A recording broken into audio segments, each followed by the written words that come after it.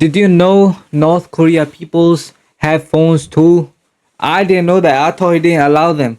But apparently he does. And today we'll be reacting to testing North Korea's illegal smartphones by Mr. Who's the Boss.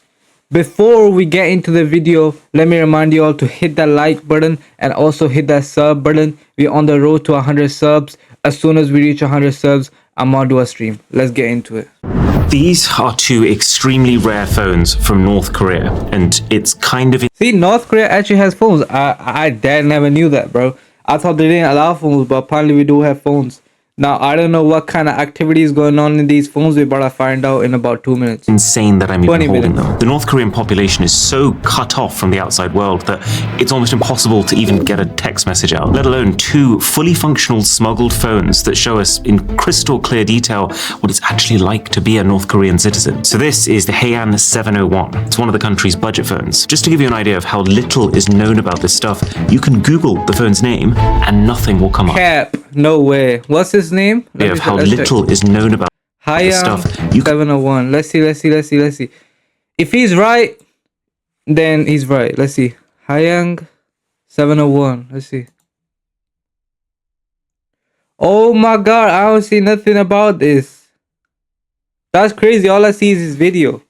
But before this, nothing would have been like You can Google on there. the phone's That's name crazy. and nothing will come up. Absolutely zero. And then the second is the Samtaesung 8, which is a flagship North Korean phone. And yeah, this is different to South Korea's This is like the expensive one, I think. Samsung, which translates to 3 stars. This is Samtaesung, which translates to 3 huge stars. You're going to be seeing a lot of this whole my dad could totally So like what y'all don't get is Samsung was made by South Korea and they go Samtaesung because they're North Korea, so it's like versus, feel me? Let's see which one's better though. beat up your dad energy. But that's because convincing North Koreans that they are superior to South Koreans, that they are morally purer and militarily stronger, is about the most effective way of keeping them loyal to the government. And it's pretty clear when you look at these This is a very phones that the informational smartphone video, is honestly. playing a big part in that. I can actually show you this right now by trying to type on these phones. So if I write Namhan, this means South Korea. The second that I hit the spacebar, How does he know it says Namhang? I can't read that keyboard right there. How does he know that gets that? auto-corrected. Does he know to not I think he knows South Korean. I think he knows state. South Korean. It is bonkers seeing censorship this explicit happening in real time in front of my eyes. You physically cannot send the word Namhan even if you try, which Well, I can't really read it, so I don't know. I don't know what it says in South Korean. shows just how committed North Korea's government is to sustaining its North narrative Korean. that South Korea is this inferior, less individual country that just blindly follows whatever the US asks them to. Other ways of wording it, like Republic of Korea, that doesn't even get corrected. Dot, that just dot. turns straight into asterisks. Kind of like you're a child and you just tried to make your Club Penguin username a swear word. And you can actually see the censorship becoming more invasive as time is going on. Because if we use this Haean phone, which came a few months before, this one lets you write North Korea as North Korea. But the Samtaesung doesn't even let you do that. The What? only way that you're allowed to refer to North Korea now is Joseon, the traditional name for the Korean kingdom. And then South Korea, almost as if they're belonging to them, as South Joseon. South But it gets Joseon. worse, because Daily NK News, the guys who actually secured these phones in the first place, and whose Oh yeah, basement I- how he got these like phones and stuff. I don't know how this guy gets these phones and stuff. Cause I can never find them, bro, you know? sitting in right now, they've probed around and found all sorts of extra oddities in the software. Like how, if you type Kim Jong-un, the name of the current leader, into any app, it will make the text bold the second you finish the word. Or how all sorts of South Korean slang is just subtly corrected to the more proper North Korean approved way of saying the same thing. Presumably because a lot of this slang originates in some capacity from South Korean media. And the North doesn't want their population to even indirectly experience that. But probably the single craziest example of this is if we type oppa. This is a common What does that mean, chat? Oppa. I just be saying that just for like a sound effect, you know, I hit someone, I'll be saying Oppa. South Korean expression that can be used to mean either older brother or in slang terms, boyfriend. That doesn't add up. So if you're calling your brother, you might be like referring to your boyfriend, but if you're calling your boyfriend, you might call it. That's a bit weird actually, I'm not gonna lie. 따주세요, 오빠. That's weird. sound, which in itself does raise a few questions. Yeah, that's On weird. these North Korean phones, though, it corrects the word to comrade, accompanied by a warning. This word can only be used to describe your siblings. Imagine getting a warning for attempting to type a slang word. Why would you use like your sibling name for your boyfriend? That's actually weird, actually. That's now you think about it. moderation on a level that I have never experienced before. But I would say even more significant than autocorrect, the biggest factor in controlling information going in and out of North Korea, and the main reason that the country is still this cryptic bubble and we barely know these phones even exist, is the internet situation.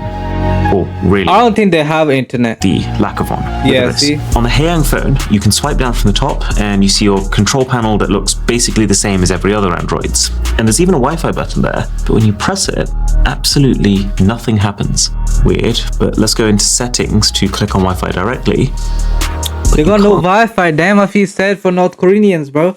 If anybody in here is North Korean, type that's sad in the chat, bro. I feel sad for you. Y'all ain't got no Wi-Fi. Y'all can't even watch me, bro. And they've actually gone a step further with this more recent Samtaesang, because you go into the quick settings, there isn't even a Wi-Fi icon at all. It's like they don't want you to even consider that the feature could be as accessible as that. The only way to get something that even resembles Wi-Fi is this. It's called Mirai, and it needs so many details from you, including your government ID and an authenticated North Korean physical SIM card, that it's pretty safe to assume everything you do while using it That's can gonna be be- traced yeah, right it- back it's gonna to be you. traced. And even with all of that, this still doesn't get you onto the internet. There's actually no way for a You North can't Korean get into citizen the internet on North Korean, bro. Mr. Who's the Boss? Stop trying to shit. do that. All this can get you is access to a highly curated North Korean intranet, where you can look at That delivery specifically service. government-approved TV, news, propaganda, and apps. Oh, anything. More on that in a bit. But That's their Google. That's their Google. the key thing to know for now is it doesn't look like it would be a great experience. The app itself tells you to expect speeds between 2 and 33 megabits per second, That's less bad. than a 14th of the speeds that South Koreans are getting on their public Wi-Fi. I imagine the way that North Korea's leaders are seeing this is they know that the second they give their population access to the open World Wide Web, it's game over for being able Yeah. to control the way they act and think.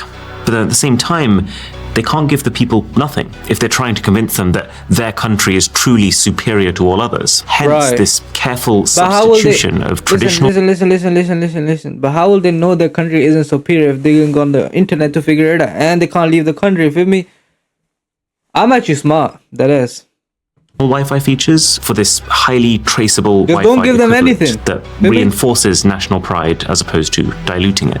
But those speeds are so dated. And to be honest, everything about using both of these phones feels dated. Like, it's pretty sad that this Samtaesang is one of their modern flagship phones. It was only released recently in 2023 in North Korea. It was priced pretty close to $1,000, but it looks like a $1,000? mid-range Huawei phone from 2021. Actually, let me be clear. It really looks like a mid-range Huawei phone Wait, they got no iPhones in North Korea.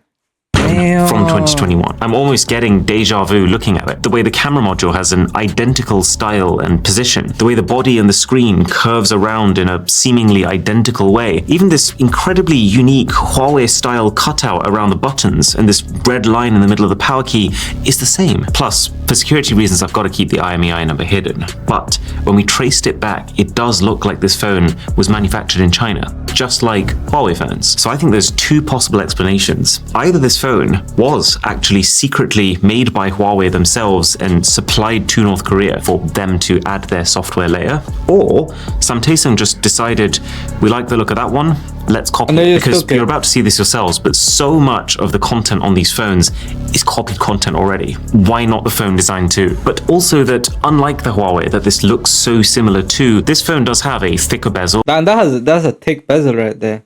God damn, that's a thick bezel. Look at that.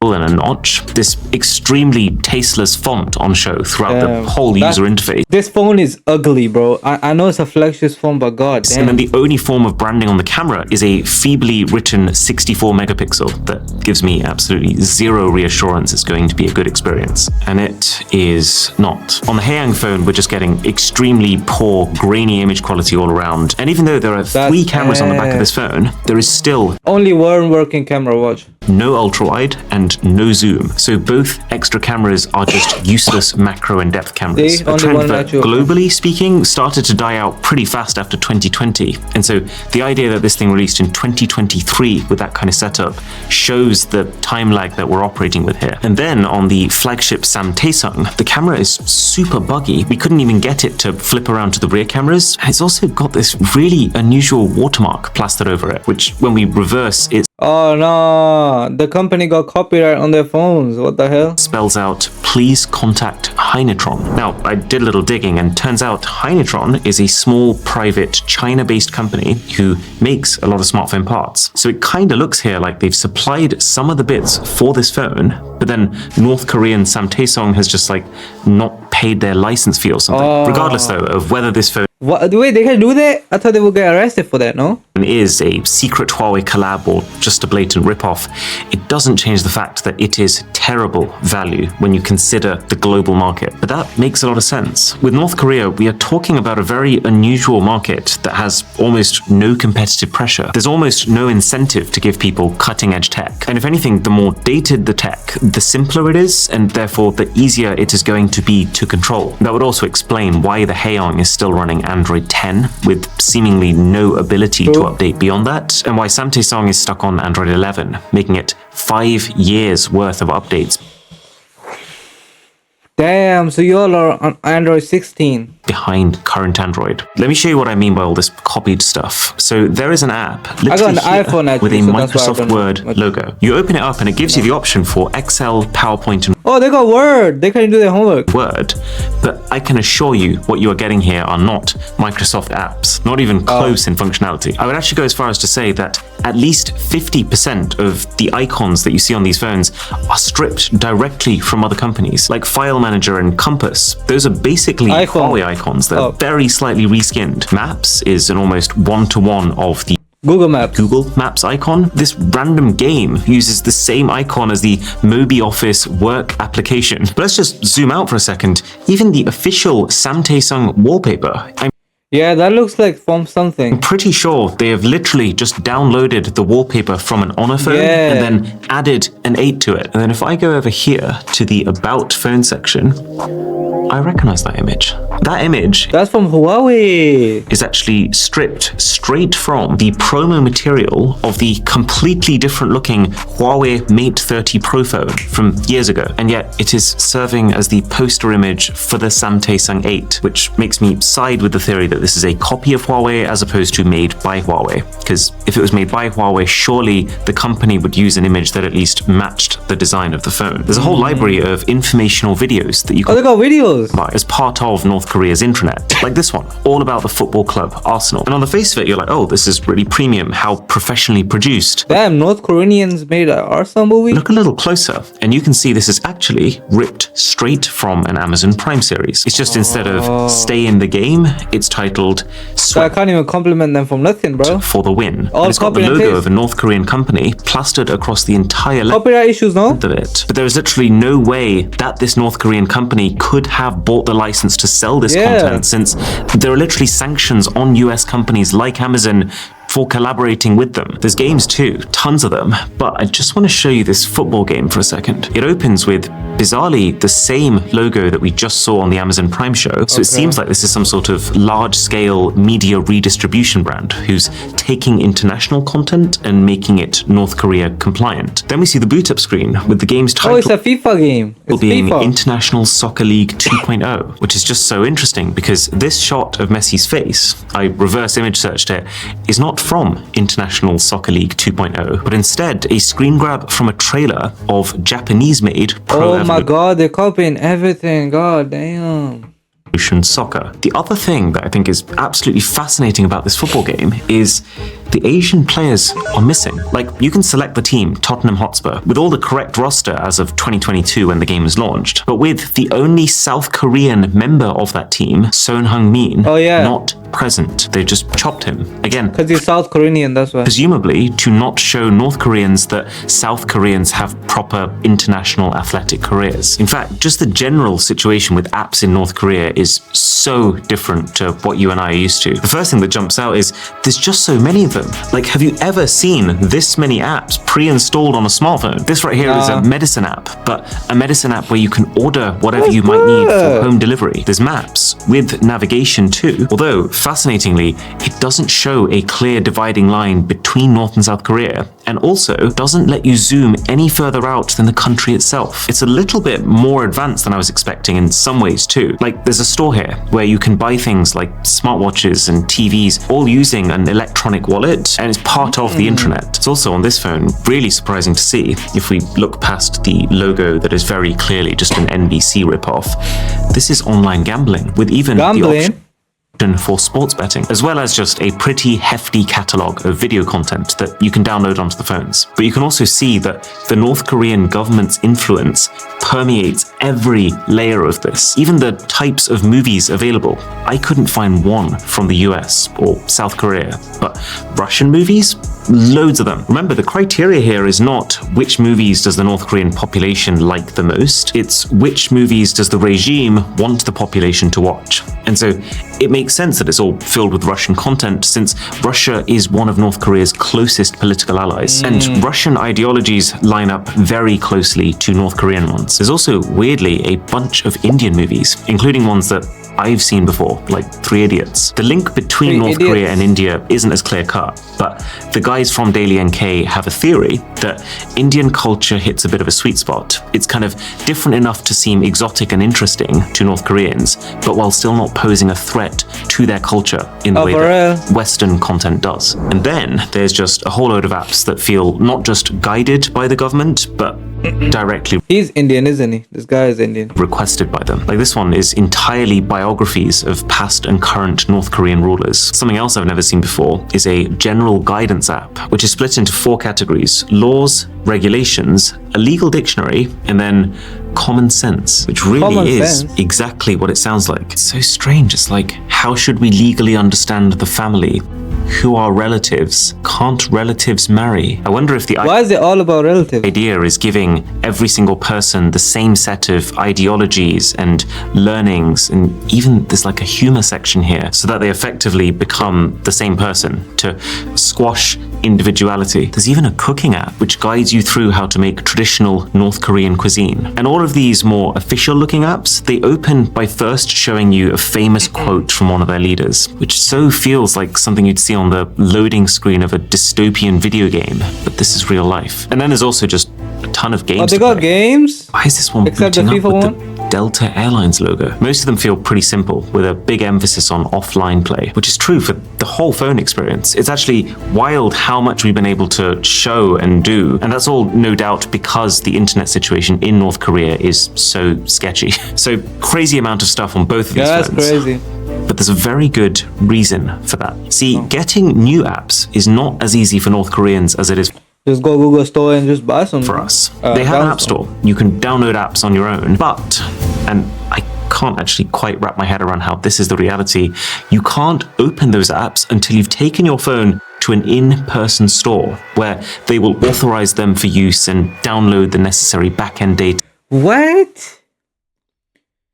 So if I'm at midnight just trying to get some KFC and I'm just trying to download some KFC app, I gotta go in person and download the KFC app to them? For them to function. And believe it or not, there's an extra wrinkle That's that comes with crazy. this. Your apps in North Korea Not yours.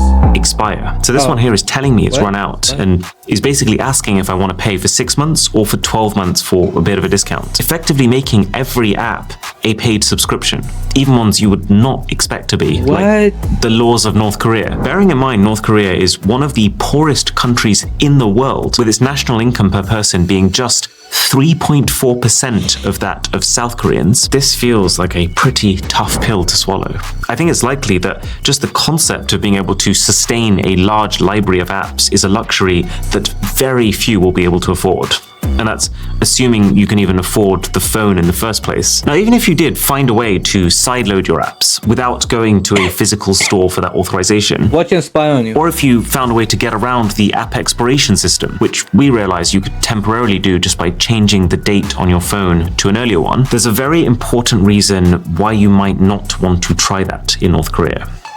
and it's called Red Flag. Red Flag is an underlying layer of surveillance software that appears on all phones sold in North Korea. We know it exists because we can see the effects of it, and I'm told older versions used to be really easy to see and get around, but in these newer phones, Red Flag is now baked into the lowest level of the Android software, making it almost untraceable and impenetrable. Plus, it blocks That's off crazy. They're watching you, bro. developer settings, which you can normally unlock by tapping this build number several times, meaning that it stops you figuring out what is really going on behind the scenes. But the idea of Red Flag is to persistently make sure that what you're doing on your phone is legitimate. So every file, every app, every photo that you take has a digital signature, a record that signals to the phone where that file originated from. Red Flag makes sure that the only files or apps that can be opened on these phones are either ones with the This is scary, guys. North Korean government signature or a self-signature, What? which is files that originate from the phone itself, like photos from your camera. Anything else originating from anyone else won't have an approved signature, and so will not open. It'll just get automatically deleted by the software when it's sent to one of these phones. Now, that doesn't seem to have stopped people from trying to get unauthorized content to work. There was an extensive report from Martin Williams and Niklaus Scheiss, which goes into how some would try to skirt the system by opening foreign files via the phone's web browser. But now that the signature checks are happening on a deeper device level, it can pick those up. It doesn't Damn. work. Or there was a Daily NK report last year that mentioned while North Koreans couldn't store outside videos on their phones, they could insert SD cards containing the material into their phones instead. However, there is one final, very sinister surveillance feature, clearly designed to deter any attempts at this. These devices, both of them, will take periodic screenshots as you're using them. You don't see these screenshots being taken in the same way that you'd expect to, but you know it's happening because Imagine whatever you do, every second is being screenshotted. Oh. I can actually show you the folder where they're being stored. I can see this has actually been taking screenshots today while I've been recording this video. The frequency of the shots seems to vary, but it's many times per day. And the most alarming part of it is all you can do is look. You can't click on them, you can't check them, you can't delete them. Now, whether the phones are sending those grabs over the intranet to the government continuously, or if they're just used when an official has doubts about you and wants to specifically confirm their suspicions, it's anyone's guess. But would you want to risk it in North Korea? Based on accounts from people who've escaped, this is a country which, since at least 2020, has had a law that spells out distributing and even just watching South Korean entertainment is punishable by death. People who distribute this content are tried alongside drug criminals. It's considered the same tier of crime, which says a lot about the priorities of the regime. So it really feels like every part of these devices, from the words you're allowed to type to the videos you're allowed to watch, are designed to reinforce a single narrative. This is crazy, North bro. Korea is superior, foreign influence is dangerous, and everything you do is being watched. Quickly before I end the video, make sure you all sub up and like up. We're on 77 right now. As soon as we reach 100, stream is up. Good night.